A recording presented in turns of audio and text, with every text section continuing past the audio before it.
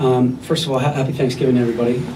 Secondly, I want to thank the Hoops Club and all the donors that helped us get to Cancun. What an amazing place. It was a great trip. I thought it was great for our players to really bond, and just in a different atmosphere, in a different setting. So, and I think we got better, even though we didn't come out on top in that championship game. I think we got better. I think we're starting to realize what we need to do even more on a consistent basis to be the best team that we can be by the end of the year. I think our young guys, I'm including the sophomores here. Sometimes I say the freshmen, I mean the freshmen and sophomore. I think our young guys are starting to understand how hard you have to play every single possession to be the best team that we can be as we approach the Big Ten. So those experiences down there were awesome. We're going to get better from it, and hopefully, it'll prepare us for tomorrow night. Do we need the mic? Yeah, sure.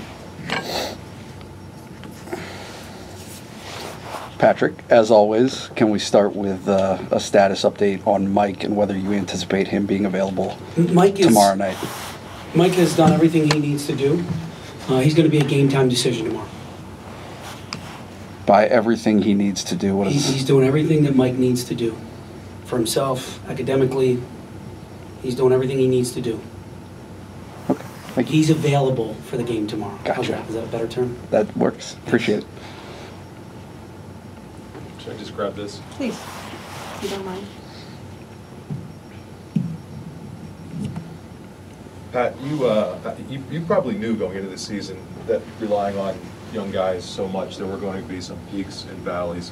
How have they dealt with that? Because I'm sure it can't be easy for kids to miss a whole bunch of shots when they made a bunch the kind of week before. I think the team I'm going to answer that. The team who I believe we are is the Wright State game. I think we played tough. I think we played physical. We made open shots, and I'm not sure mentally we're ready to play back to back. I think that's what the glare. Although we had many chances to win that game, many chances. I don't know if we're ready for a back-to-back, but as a head coach and the staff, we have to remain positive. We have to continue to work with them. I'm not going to pull Rozier Bolton, Miles, or MJ, or Jamari, or John back from saying that's a bad shot. Was there some maybe quick? Yeah, maybe. But they're in here all day long, getting extra shots up.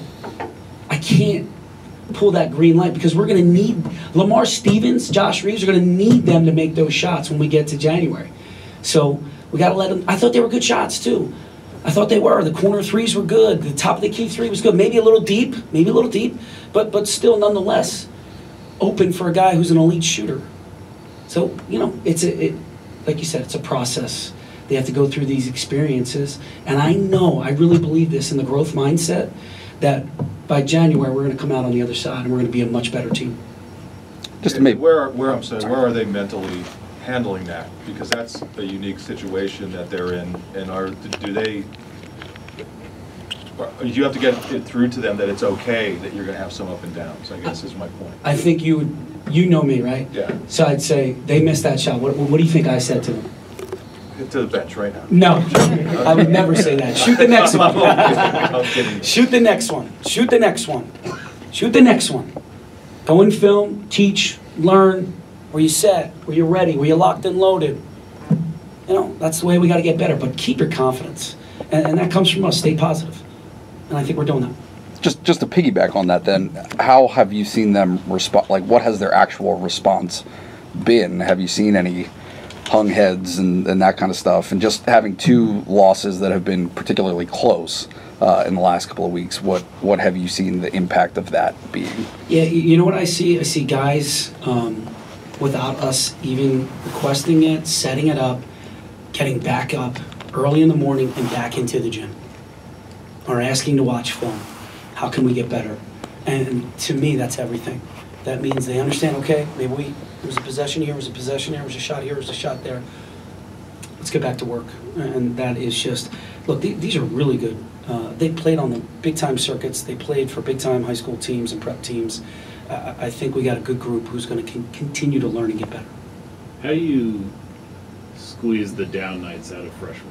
I mean, because ultimately, you get to late January, early February, most of these freshmen on an average year, you're going to go, they're not playing like freshmen anymore. Well, you don't really have the luxury of waiting for these guys to not play like freshmen anymore by late January, early February if you want to do what you want to do.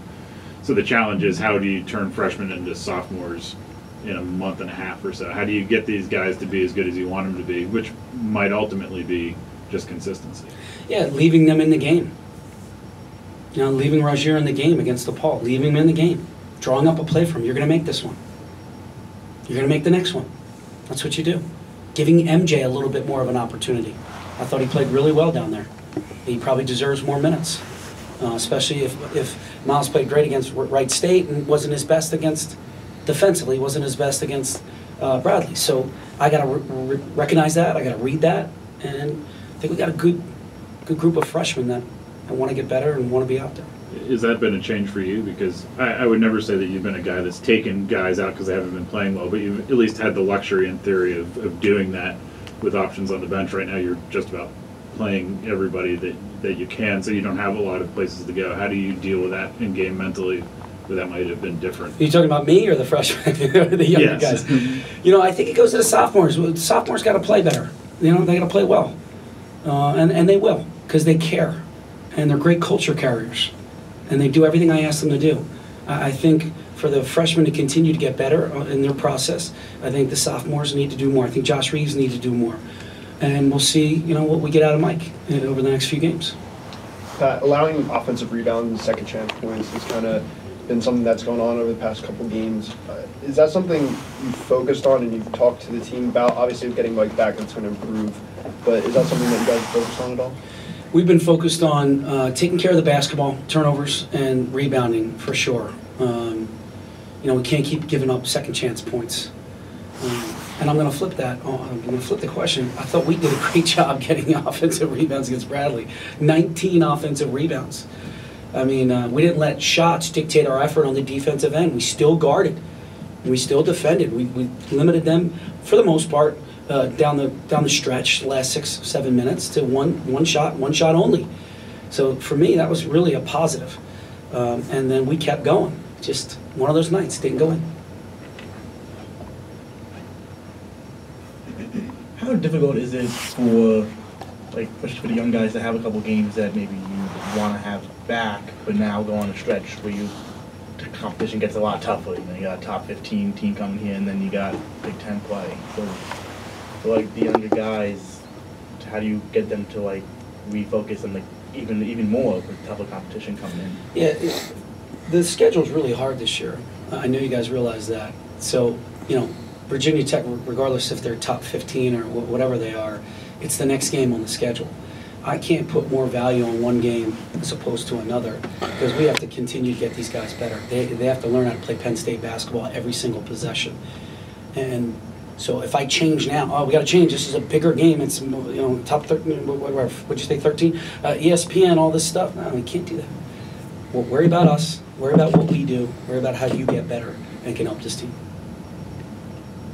I have another quick one, Pat. Where's Mike physically? Because we haven't seen him since the end of the regular season. I mean, the last however. Michigan. He hasn't played since Michigan. Yeah. So where is he physically, and how much has he actually been practicing? Has he just been on the foreign team, or has he been? Can you tell us that or not? Yeah, he's been on the second team. Okay. But is the conditioning the same as games?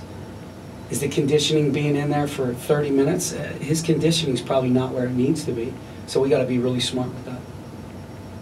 How important is it to have a variety of experiences in your non-conference play before you get into conference play? It's critical, because we need to grow, we need to learn, we need to get better, and we have to go through that in the non-conference to prepare ourselves for conference play. Conference play is always one possession game, and we've already been in a few, 2 to be exact. And we had our chances in DePaul, and we had our chances at Bradley.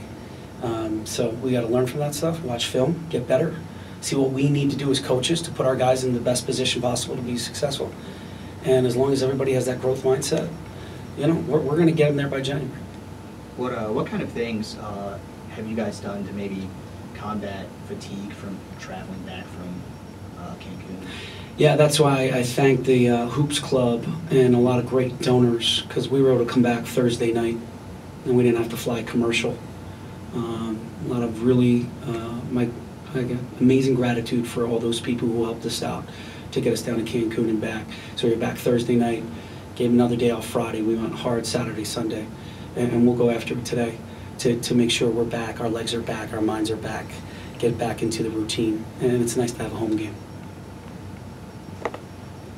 Is there a different kind of challenge playing a top 15 team that's not in the Big Ten? Because Michigan State's always going to generally have a blueprint of playing them, Indiana and whatnot. I know you guys played Virginia Tech. These years all run together, but I think it 4 was years ago? Yeah, a little while ago. Last year, year before. It was DJ Newell's senior year, maybe? Either way, they're a different team now than the last time you saw them. So there's Lamar doesn't have anything to lean on that he might, in a Big Ten situation. Does that pose a different kind of challenge? No, because they're going to play the way Buzz. Buzz is a great coach. He's got a great team. They're top 15 for a reason. We're going to play Penn State basketball. We're going to do what we do, and you're going to have two really good teams going at it. Maybe one more on Mike, just to piggyback off of Mark, but he has the physical. The over-under was 3. We just surpassed it. I'm going up. I'm going way up.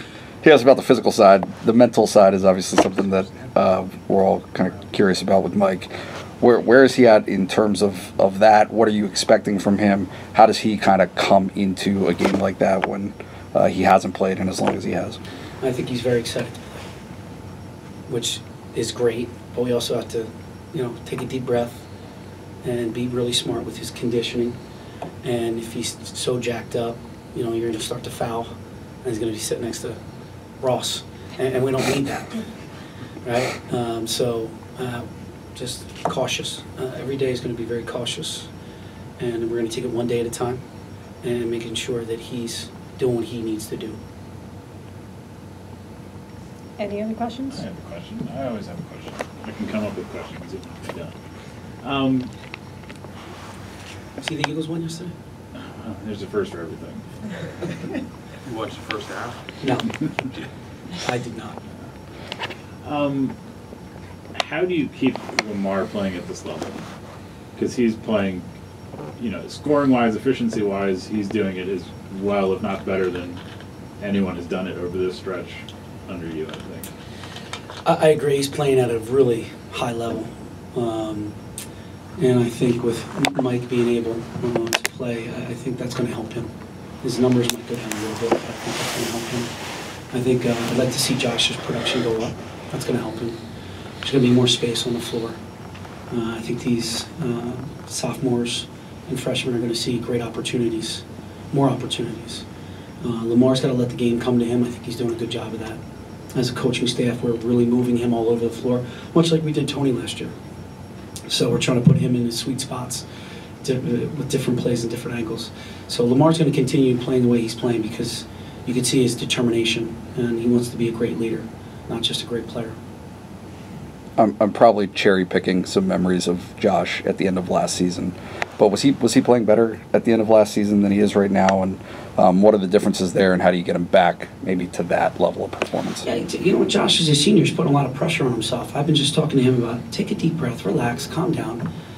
Just play the way you play. Play Penn State basketball with him, what Josh Reeves does, which is the guy still had 10 rebounds. I know he went 0 for whatever. He still, impacts the game. He's just got to slow down a little bit and really enjoy this journey that we're all on. Because I really believe we have a really good team when we put all these guys together and when we put them in the right positions. And it's just going to take a little time. We can't start on third. There's a little bit of a process to go through here. You're done. No more questions. Is that a tough ask of a senior, though? For as much as Josh has done for you guys, he's never been a guy that's going to give you 15 every single night. And he was talking to us about how he's always looking for the open shot, and guys are telling him, you're open, you take that shot. And that's never really been his mindset.